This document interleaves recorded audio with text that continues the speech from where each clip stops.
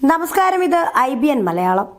കൊച്ചിയിൽ നടി ആക്രമിക്കപ്പെട്ട കേസിനെ തുടർന്ന് വിമൻ ഇൻ സിനിമ കളക്റ്റീവ് അഥവാ WCC 2017 ജൂണിൽ മുഖ്യമന്ത്രിക്ക് നൽകിയ നിവേദനമാണ് ജസ്റ്റിസ് ഹേമ കമ്മിറ്റിയുടെ രൂപീകരണത്തിലേക്ക് നയിച്ചത്. സിനിമാ രംഗത്തെ വനിതകളുടെ പ്രശ്നങ്ങളിൽ ഇടപെടലും സിനിമാ വ്യവസായത്തിന്റെ പുരോഗതിക്ക് നിർദ്ദേശങ്ങളും ആവശ്യപ്പെട്ടായിരുന്നു WCCയുടെ നിവേദനം. സിനിമാ മേഖലയിലെ സ്ത്രീകൾ നേരിടുന്ന പ്രധാന പ്രശ്നങ്ങളായി ജസ്റ്റിസ് ഹേമ കമ്മിറ്റി കണ്ടെത്തിയ കാര്യങ്ങൾ ഇവയാണ്. സിനിമാ പ്രവേശം മുതൽ അവസരങ്ങൾ ലഭിക്കണമെങ്കിൽ ലൈംഗിക ആവശ്യങ്ങൾക്ക് വഴങ്ങാനുള്ള പ്രേരണയും നിർബന്ധവും, തൊഴിലിടങ്ങളിലും യാത്രാമധ്യേയും താമസ സ്ഥലത്തും ലൈംഗിക പീഡനവും അതിക്രമവും, ലൈംഗിക താല്പര്യങ്ങൾക്ക് വഴങ്ങിയില്ലെങ്കിലോ എതിർത്താലോ ഉപദ്രവിക്കുക, ശുചിമുറിയും വസ്ത്രം മാറാനുള്ള മുറികളും ഉൾപ്പെടെ അടിസ്ഥാന സൗകര്യം ഒരുക്കാതെ മനുഷ്യാവകാശ ലംഘനം, സിനിമാ മേഖലയിലെ താമസ സ്ഥലത്തും യാത്രാമധ്യേയും സുരക്ഷിതത്വമില്ലായ്മ, അനധികൃതമായും നിയമവിരുദ്ധമായും ചലച്ചിത്ര പ്രവർത്തകർക്ക് വിലക്ക് ഏർപ്പെടുത്തൽ, സിനിമാ മേഖലയിലെ പുരുഷ മേധാവിത്വവും ലിംഗസമത്വവും ഇല്ലായ്മയും, മദ്യപാനം, ലഹരി ഉപയോഗം, തൊഴിൽ സ്ഥലത്തെ മോശം പെരുമാറ്റം തുടങ്ങിയ അച്ചടക്കമില്ലാത്ത പ്രവർത്തികൾ, ഫോണിലും തൊഴിൽ സ്ഥലത്തും ദ്വയാർത്ഥ പ്രയോഗത്തോടെ മ്ലേച്ഛമായ ഭാഷ, കരാറുകളില്ലാതെ തൊഴിലെടുപ്പിക്കുക, സമ്മതിച്ച വേതനം പോലും നൽകാതിരിക്കുക, പുരുഷന്മാർക്കും സ്ത്രീകൾക്കും തുല്യവേതനം ഇല്ല, സൈബർ ആക്രമണങ്ങൾ, സാങ്കേതിക മേഖലയിൽ സ്ത്രീകൾക്ക് അവസരം നിഷേധിക്കുക, പരാതികൾ പരിഹരിക്കാൻ നിയമപരമായ സംവിധാനത്തിന്റെ അഭാവം. വിമൻ ഇൻ സിനിമ കളക്റ്റീവ് എന്ന വനിതാ കൂട്ടായ്മ ആരംഭിക്കുകയും ഇവർ വാട്സാപ്പ് ഗ്രൂപ്പ് രൂപീകരിക്കുകയും ചെയ്ത ശേഷമാണ് ചലച്ചിത്ര മേഖലയിലെ പ്രശ്നങ്ങൾ കൂടുതലായി പുറത്തുവരാൻ തുടങ്ങിയതെന്ന് ഹേമ കമ്മിറ്റിയുടെ സ്ത്രീകൾ വെളിപ്പെടുത്തി.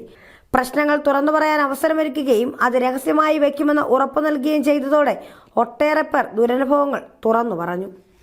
സിനിമയിൽ വിപണി മൂല്യമുള്ള താരങ്ങൾക്കെതിരെ ആരെങ്കിലും നിർമ്മാതാക്കളോട് പരാതിപ്പെട്ടാൽ ഒരു ചുക്കം സംഭവിക്കില്ല എന്ന് റിപ്പോർട്ടിൽ പറയുന്നു.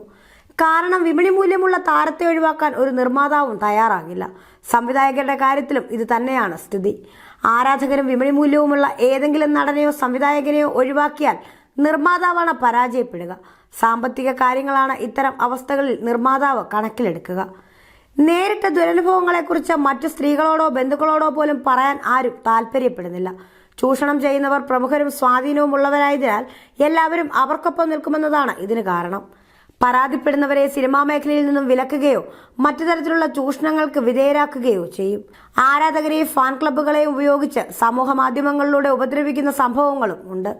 ദുരനുഭവങ്ങൾ പുറത്തു പറയുന്നവരുടെയും അവരുടെ ബന്ധുക്കളുടെയും ജീവൻ പോലും അപായപ്പെടുത്തുമെന്ന് പറഞ്ഞ് ഭീഷണിപ്പെടുത്തി നിശബ്ദരാക്കിയ സംഭവങ്ങളുണ്ട്. ചലച്ചിത്ര മേഖലയിലെ എല്ലാ പുരുഷന്മാരും ഇങ്ങനെയല്ല എന്നും സ്ത്രീകളോട് ആദരപൂർവ്വം പെരുമാറുകയും ചൂഷണങ്ങളില്ലാതെ അവർക്ക് പ്രവർത്തിക്കാൻ അവസരം നൽകുകയും ചെയ്യുന്ന സംവിധായകരും നടന്മാരും ക്യാമറാമാന്മാരും ഉണ്ടെന്നും റിപ്പോർട്ടിൽ പറയുന്നു. സിനിമയിലെത്തുന്ന സ്ത്രീകളെല്ലാം കിടക്ക പങ്കിടാൻ തയ്യാറാകുന്നവരാണെന്ന ധാരണ സമൂഹത്തിലുണ്ടെന്നും സിനിമാ ലോകത്തെ പുരുഷന്മാരിൽ ഇത് വ്യാപകമാണെന്നും കമ്മിറ്റി മുൻപാകെ പലരും വെളിപ്പെടുത്തി. പ്രമുഖ നടികളെല്ലാം പണവും പ്രശസ്തിയും സമ്പാദിച്ചത് ഇത്തരം വിട്ടുവീഴ്ചകൾക്ക് തയ്യാറായതുകൊണ്ടാണെന്നും ഉയരങ്ങൾ കീഴടക്കാൻ നിങ്ങളും ഇതിലെല്ലാം തയ്യാറാകണമെന്നും അവസരം വാഗ്ദാനം ചെയ്യുന്നവർ പറയും. സെറ്റിൽ ശുചിമുറയില്ലാത്തതിനാൽ വെള്ളം കുടിക്കാതെ പിടിച്ചു നിൽക്കുകയാണ് നടിമാരും മേക്കപ്പ് ആർട്ടിസ്റ്റുകളും ടെക്നീഷ്യന്മാരും ഉൾപ്പെടെയുള്ള വനിതാ പ്രവർത്തകരെന്ന് റിപ്പോർട്ടിൽ വെളിപ്പെടുത്തുന്നു. ഔട്ട്ഡോർ ഷൂട്ടിങ്ങിന് പോകുമ്പോൾ മരങ്ങളുടെയോ കുറ്റിക്കാടുകളുടെയോ മറവിൽ കാര്യം സാധിക്കേണ്ട സ്ഥിതിയാണ്. സഹപ്രവർത്തകർ തുണി പിടിച്ചു നൽകുന്ന മറവാണ് വസ്ത്രം മാറാനുള്ള മുറി. എല്ലാ സെറ്റിലും ഒരു കാരവൻ അല്ലെങ്കിൽ വാഹനം വസ്ത്രം മാറാനായി ഉപയോഗിക്കാൻ മാറ്റിവെക്കാമെന്ന് ഹേമ കമ്മിറ്റി മുൻപാകെ നിർദ്ദേശം വന്നെങ്കിലും ഒളി ക്യാമറകൾ ഉണ്ടാകാൻ സാധ്യതയുള്ളതിനാൽ പേടിയുണ്ടെന്നായിരുന്നു വനിതകൾ പ്രതികരിച്ചത്. പ്രമുഖ നടി ആക്രമിക്കപ്പെട്ടതിനെ തുടർന്ന് സിനിമാ മേഖലയിൽ സ്ത്രീകളൊട്ടും സുരക്ഷിതരല്ല എന്ന പൊതുബോധം സമൂഹത്തിൽ സൃഷ്ടിക്കപ്പെട്ടതായി ഹേമ കമ്മിറ്റി വിലയിരുത്തി. ഇതേ തുടർന്ന് അഭിനയത്തിലും സാങ്കേതിക വിദ്യയിലും രചനാരംഗത്തുമെല്ലാം കഴിവുള്ള ഒട്ടേറെ സ്ത്രീകൾ ഈ തൊഴിൽ മേഖലയിലേക്ക് കടന്നുവരാൻ വിസമ്മതിച്ചു. മറ്റു ചിലർ തൊഴിൽ വിട്ടുപോയി. മകളുടെ സുരക്ഷയ്ക്കായി മാതാപിതാക്കൾ അവർക്കൊപ്പം ദിവസവും കൂടെ വരുന്ന പതിവ് സിനിമാ രംഗത്ത് മാത്രമാണുള്ളത്. സിനിമയുമായി ബന്ധപ്പെട്ട് പ്രവർത്തിക്കുന്ന സ്ത്രീകൾ എന്തിനും തയ്യാറാകുമെന്ന തോന്നൽ സിനിമയിലെ പുരുഷന്മാർ വെച്ചു പുലർത്തുന്നു. ഇതേക്കുറിച്ച് ഒട്ടേറെ മൊഴികളാണ് കമ്മിറ്റിക്ക് ലഭിച്ചത്. സിനിമ പാഷനായി കണ്ടുവരുന്ന പെൺകുട്ടികൾക്ക് ശരീരവും ആത്മാഭിമാനവും വരെ അടിയറവ് വയ്ക്കേണ്ടി വരുന്നുണ്ട്. സിനിമയിലെ ആണധികാര ശ്രേണികൾ ശക്തരാണ്. സ്ത്രീകളുടെ ജോലി, അധ്വാനം എന്നിവയ്ക്ക് മൂല്യം കൊടുക്കുന്നില്ല. സ്ത്രീകളുടെ ശരീരത്തിനുമേൽ അവകാശം ഉന്നയിക്കുന്നു. മോശം വാക്കുകൾ പ്രയോഗിക്കുന്നു. ഇവരെ ഒഴിവാക്കി ഒരു അഭിനേത്രിക്ക് മുന്നോട്ടു പോകാൻ കഴിയില്ല. ഇവരുടെ ഇംഗിതങ്ങൾക്ക് വഴങ്ങിക്കൊടുക്കേണ്ടി വരും. അവസരം നഷ്ടപ്പെടുമെന്ന ഭയം മൂലം തങ്ങൾ നേരിടുന്ന ദുരനുഭവങ്ങൾക്കെതിരെ പ്രതികരിക്കാനോ പരാതിപ്പെടാനോ നടിമാരും ജൂനിയർ ആർട്ടിസ്റ്റുകളും തയ്യാറാകുന്നില്ല. ഇത് ഇത്തരം അധികാര ശക്തികൾ മുതലാക്കുന്നു. വനിതാ സംവിധായകരടക്കം സാങ്കേതിക മേഖലയിൽ ഉയർന്ന നിലയിൽ പ്രവർത്തിക്കുന്ന സ്ത്രീകളുടെ നിർദ്ദേശങ്ങൾ സ്വീകരിക്കാൻ പുരുഷന്മാരും വിമുഖരാണ്. എല്ലാ തീരുമാനങ്ങളും പുരുഷന്റേതാണ് എന്ന ചിന്തയും പ്രബലമാണ്. സിനിമാ മേഖലയിൽ നല്ല സ്ത്രീയും മോശം സ്ത്രീയുമുണ്ട്. നല്ല സ്ത്രീ എന്നാൽ സിനിമയിൽ അനുസരണയുള്ള സ്ത്രീ, എന്തു പറഞ്ഞാലും കേൾക്കുന്ന സ്ത്രീ എന്നാണ് വിലയിരുത്തൽ. സ്വതന്ത്രമായ വ്യക്തിത്വവും നിലപാടുകളുമുള്ള സ്ത്രീയാകട്ടെ മോശപ്പെട്ടവളും. സ്ത്രീകളുടെ ഔന്നത്യം പ്രദർശിപ്പിക്കുന്ന ചിത്രങ്ങൾ പ്രോത്സാഹിപ്പിക്കണമെന്ന് കമ്മിറ്റി നിർദ്ദേശിച്ചു. KR ഗൗരിയമ്മയെ കഥാപാത്രമായി അവതരിപ്പിച്ച സിനിമയിൽ അവരുടെ വ്യക്തിത്വത്തിന്റെ ഉയർച്ചയും കേരളീയ സമൂഹത്തിന് അവർ നൽകിയ സംഭാവനകളും വേണ്ടവിധം ചിത്രീകരിക്കപ്പെട്ടിട്ടില്ലെന്ന് മൊഴിയുണ്ടായി. സ്ത്രീകളുടെ ചരിത്രപരമായ സംഭാവനകൾ തമസ്കരിക്കപ്പെടരുതെന്ന് കമ്മിറ്റി നിർദ്ദേശിച്ചു. പ്രധാന അഭിനേതാക്കളല്ലാതെ ആരും പ്രതിഫലം രേഖാമൂലം ഉറപ്പാക്കുന്നില്ലെന്നും ഹേമ കമ്മിറ്റി റിപ്പോർട്ടിൽ ചൂണ്ടിക്കാണിക്കുന്നു. ചോദിച്ചു വാങ്ങാൻ മടിയുള്ളവരെ ചൂഷണം ചെയ്യുന്നു. വാക്കു പറഞ്ഞ പ്രതിഫലത്തിനു വേണ്ടി വാദിക്കുന്നത് വനിതകളാണെങ്കിൽ അവരെ പ്രശ്നക്കാരിയെന്ന് മുദ്ര കുത്തുന്നു. സിനിമകളിൽ അവസരം നൽകാതിരിക്കുന്നു. പ്രതിഫലത്തിൽ സുതാര്യമായ മാനദണ്ഡമില്ല. ഒരേ അനുഭവ സമ്പത്തുള്ള നടീനടന്മാർ ഒരേ അധ്വാനം, കഴിവ്, ഊർജം, സമയം എന്നിവ ഒരു സിനിമയ്ക്കായി ചെലവിടുകയാണെങ്കിൽ രണ്ടുപേരുടെയും പ്രതിഫലത്തിൽ തുല്യത വേണം. ഒറ്റയടിക്ക് ചെയ്യാൻ ബുദ്ധിമുട്ടുണ്ടെങ്കിൽ പ്രതിഫലത്തിലെ വിടവ് ഘട്ടം ഘട്ടമായി നികത്തണം. ഹീറോയുടെ പേരും സാന്നിധ്യവുമാണ് സിനിമയുടെ വിജയഘടകമെങ്കിൽ അവർ അഭിനയിച്ച എല്ലാ സിനിമകളും വിജയിക്കേണ്ടതല്ലേ എന്ന് ഹേമ കമ്മിറ്റി ചോദിക്കുന്നു. സൂപ്പർ ഹീറോകൾ അഭിനയിച്ച എത്രയോ സിനിമകൾ ആദ്യ ദിനം തന്നെ തിയേറ്ററിൽ പരാജയപ്പെട്ടിട്ടുണ്ട്. സൂപ്പർ ഹീറോകൾക്ക് വിപണി മൂല്യമുണ്ടാക്കുന്നത് അവർ പണം കൊടുത്തുണ്ടാക്കിയെടുത്ത ഫാൻസ് അസോസിയേഷനുകളാണെന്ന മൊഴിയും റിപ്പോർട്ടിലുണ്ട്. മലയാള സിനിമയിൽ അധികാരം കൈയാളുന്ന ചിലരുണ്ട്. തനിക്ക് കീഴിലുള്ള എല്ലാ ചെടികളെയും ഞെരുക്കിക്കളയുന്ന ആൽമരമായി അവർ സിനിമയിൽ നിൽക്കുകയാണെന്നും റിപ്പോർട്ടിൽ പറയുന്നു. നായക നടിമാർക്ക് നായക നടന്മാരെക്കാൾ കുറഞ്ഞ പ്രതിഫലം നൽകുന്നത് സൂപ്പർ ഹീറോകൾക്ക് സിനിമ വിജയിപ്പിക്കാൻ കഴിവുള്ളതുകൊണ്ടാണെന്നാണ് കമ്മിറ്റിക്ക് ലഭിച്ച ചില മൊഴികൾ. എന്നാൽ സൂപ്പർ ഹീറോകൾ ഇല്ലാതിരുന്ന take off, how old are you എന്നീ സിനിമകൾ വലിയ വിജയം നേടിയെന്ന് കമ്മിറ്റി നിരീക്ഷിക്കുന്നു. നായികമാരുടെ കഴിവ്, കഥ, സംവിധാന മികവ് തുടങ്ങിയ ഘടകങ്ങളെല്ലാം ചേർന്നാണ് ഈ സിനിമകളെ വിജയിപ്പിച്ചത്.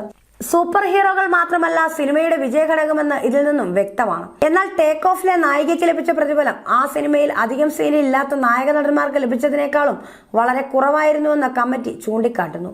സൂപ്പർ ഹീറോ പ്രതിച്ഛായയില്ലാത്ത ജോജു ജോർജ് അഭിനയിച്ച ജോസഫ് എന്ന സിനിമ തിയേറ്ററിൽ വലിയ വിജയം നേടിയതും committee ഉദാഹരിക്കുന്നു.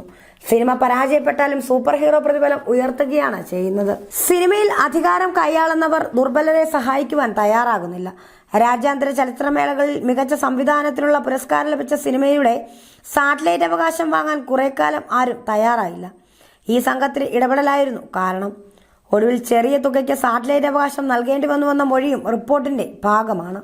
Women India cinema collective അഥവാ WCC രൂപീകരിച്ചവരിൽ ഒരാളായ പ്രമുഖ നടി സ്വാർത്ഥ താല്പര്യത്തോടെയാണ് മൊഴി നൽകിയതെന്നും സിനിമയിൽ അവസരം നഷ്ടപ്പെടാതിരിക്കാനായി പുരുഷന്മാർക്കെതിരെ മൊഴി നൽകാതിരിക്കാൻ ഇവർ പ്രത്യേകം ശ്രദ്ധിച്ചെന്നും റിപ്പോർട്ടിൽ വിമർശനം. WCC രൂപീകരിച്ചതിന്റെ പേരിൽ മാത്രം അതിൽ അംഗങ്ങളായവരെ മിക്ക സിനിമകളിൽ നിന്നും തഴഞ്ഞു. ചില പുരുഷന്മാർ WCC അംഗങ്ങളെ സിനിമയിൽ അഭിനയിപ്പിക്കില്ല എന്ന പരസ്യമായി വെല്ലുവിളിച്ചു. ചില നിർമ്മാതാക്കൾ അമ്മയിലെ അധികാര കേന്ദ്രങ്ങളെ പിണക്കേണ്ടി വരുമെന്ന ഭയം കാരണം WCC അംഗങ്ങളെ അഭിനയിപ്പിക്കാൻ തയ്യാറായില്ല. എന്നാൽ WCCയുടെ സ്ഥാപക അംഗമായ ഒരു നടിക്ക് മാത്രം തുടർന്നും അവസരം ലഭിച്ചു. WCCക്ക് ആളിൽ നിന്നും പ്രശ്നങ്ങൾ നേരിടേണ്ടി വന്നിട്ടില്ലെന്നായിരുന്നു അവർ മൊഴി തന്നത്. സിനിമയിൽ നടിമാർ ലൈംഗിക ചൂഷണം നേരിടുന്നതായി കേട്ടിട്ട് പോലുമില്ലെന്നും അവർ പറഞ്ഞു. സിനിമയിൽ നിന്നും പുറത്താക്കപ്പെടരുതെന്ന സ്വാർത്ഥ ലക്ഷ്യമായിരുന്നു അവർക്ക്. തന്റെ അവസരം നഷ്ടപ്പെടുത്താൻ സീരിയൽ അഭിനേതാക്കളുടെ സംഘടനയായ ആത്മയുടെ പ്രസിഡന്റായിരുന്ന ആൾ ഇടപെട്ടെന്ന് ഒരു നടൻ മൊഴി നൽകി. സിനിമയിലെ പവർ ഗ്രൂപ്പിനെതിരെ നിലപാടെടുക്കുന്ന പ്രശസ്ത നടനെ സിനിമയിൽ നിന്നും വിലക്കി. അതോടെ ആ നടൻ ടെലിവിഷൻ സീരിയൽ രംഗത്ത് സജീവമായി. എന്നാൽ ആത്മയെ ഉപയോഗിച്ച് ആ നടനെ ഒതുക്കി. സിനിമയിൽ സജീവമായിരുന്ന നടൻ തന്നെയായിരുന്നു ആത്മയുടെയും പ്രസിഡന്റ്. ഹേമ കമ്മിറ്റി റിപ്പോർട്ടിലെ ശുപാർശകൾ അംഗീകരിച്ചാലും ഇല്ലെങ്കിലും ലൈംഗികാതിക്രമം ഉൾപ്പെടെയുള്ള കുറ്റകൃത്യങ്ങളെക്കുറിച്ച് മൊഴികളുള്ളതിനാൽ പ്രത്യേക പരാതിയില്ലാതെ തന്നെ പോലീസ് അന്വേഷണത്തിന് സർക്കാരിന് ബാധ്യതയുണ്ട്. ഭരണഘടനയിലെ വകുപ്പ് 162 പ്രകാരം സംസ്ഥാന സർക്കാരിനുള്ള അധികാരം ഉപയോഗിച്ചുള്ള ഉത്തരവിലൂടെയാണ് ഹേമ കമ്മിറ്റിയെ നിയമിച്ചത്. അതുകൊണ്ട് തന്നെ കമ്മിറ്റിയുടെയും റിപ്പോർട്ടിന്റെയും നിയമപരമായ സാധ്യത ചോദ്യം ചെയ്യാനാകില്ല. അങ്ങനെ ഒരു കമ്മിറ്റിക്ക് മുൻപിൽ ലൈംഗികാതിക്രമം ഉൾപ്പെടെ ഉന്നയിച്ചു നൽകിയ മൊഴികൾ നിയമ സംവിധാനത്തിലൂടെ പരിശോധിക്കേണ്ടത് സർക്കാരിന്റെ ഉത്തരവാദിത്തമാണ്. ഹേമ കമ്മിറ്റി റിപ്പോർട്ടിന്റെ കാര്യത്തിൽ സർക്കാരിനൊന്നും മറച്ചുവെക്കാനില്ല എന്ന് വകുപ്പ് മന്ത്രി ആവർത്തിക്കുമ്പോൾ മൊഴികളിൽ എന്തന്വേഷണമാണ് നടന്നതെന്ന ചോദ്യം ബാക്കിയാണ്. പുറത്തു വന്ന റിപ്പോർട്ടിൽ ലൈംഗികാതിക്രമം ഉൾപ്പെടെയുള്ള കുറ്റകൃത്യങ്ങളെക്കുറിച്ച് പരാമർശിക്കുന്നത് അതിജീവിതയുടെയോ ആരോപിതരുടെയോ പേര് പറയാതെയാണ്. എന്നാൽ പേരുകൾ ഉൾപ്പെടുന്ന മൊഴികൾ കമ്മിറ്റി രേഖപ്പെടുത്തിയിട്ടുണ്ട്. സ്ത്രീകൾക്കെതിരെ നടന്ന ലൈംഗികാതിക്രമത്തെക്കുറിച്ച് വിവരം ലഭിച്ചാലുടൻ പോലീസ് കേസെടുക്കണമെന്ന് നിയമമുള്ളപ്പോഴാണ് 4.5 വർഷം സർക്കാരിന്റെ കയ്യിൽ ഈ റിപ്പോർട്ട് ഇരുന്നത്. റിപ്പോർട്ട് പുറത്തുവന്ന് ചർച്ചയായ സാഹചര്യത്തിലെങ്കിലും നിയമ നടപടിക്ക് സർക്കാർ മുതിരുമോ എന്നാണ് ഇനി അറിയേണ്ടത്. കമ്മിറ്റി റിപ്പോർട്ടിലെ സുരക്ഷിതമായ പല ശുപാർശകളും നടപ്പാക്കാൻ സർക്കാർ ഇതിനകം ശ്രമം തുടങ്ങിയിട്ടുണ്ട്. എന്നിട്ടും കുറ്റകൃത്യങ്ങൾ അന്വേഷിക്കുന്നതിൽ മൗനം പാലിച്ചതാണ് ദുരൂഹം.